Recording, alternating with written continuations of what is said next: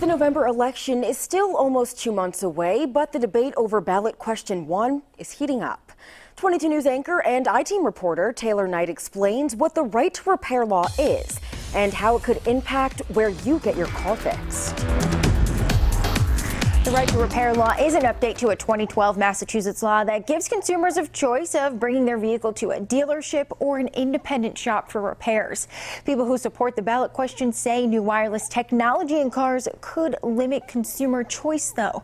People who oppose it say it's a huge threat to personal safety. Technology has changed, but it shouldn't take away your car repair choice.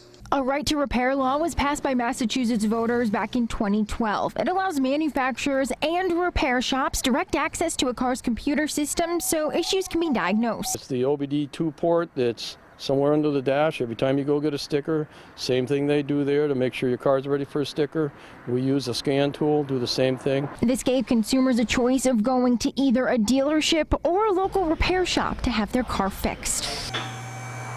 But the 2012 law doesn't include real-time wireless communications, also known as telematics, which later model cars now have. It's a lot like Bluetooth versus an aux cord. You used to go into your car when you want to listen to music and you plug in to your phone and then you listen to music. And now it all happens wirelessly where you get in your car and you have to hit your Bluetooth on or off. And so it's a whole different way of connecting with the car. In cars that have these telematics, the information currently only flows from the car directly to automakers and dealerships. Question 1 would instead create a shared database for these telematics that can be used by independent repair shops too, beginning with model year 2022.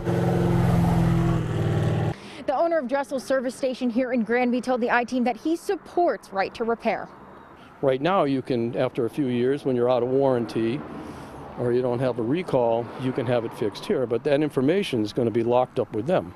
As the consumer, that gives you one less place where you can make a choice where you want to go. Car owners would have direct access to the data through a mobile app.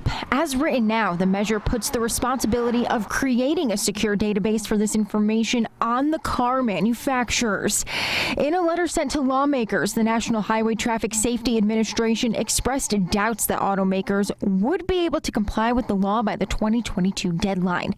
The NHTSA also said right to repair could increase the risk of cybersecurity attacks. Anybody that wants to could pretty easily hack into this system, take control of vehicles, learn where vehicles are, learn how consumers are driving, what their patterns are, in other personal information. Connor Units of the Coalition for Safe and Secure Data told the I-Team that could include location data. On a very personal level, it could mean an abusive spouse could track their partner. Tommy Hickey, a spokesperson for the Massachusetts Right to Repair Coalition, told the I-Team, though, that's not what gets tracked. This is only information necessary to diagnose, maintain, and repair the car.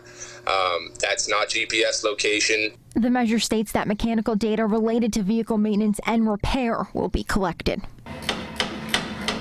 According to campaign finance documents, General Motors, Ford, and Honda are the top campaign donors to the Coalition for Safe and Secure Data, which opposes updating the right to repair law. Advanced Auto Parts and AutoZone are top donors to the Right to Repair Coalition, which is the group that originally proposed the ballot question.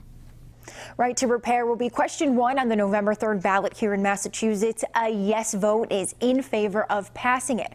A no vote would keep things the way they are. Working for you with the 22 News I-Team, I'm Taylor Knight.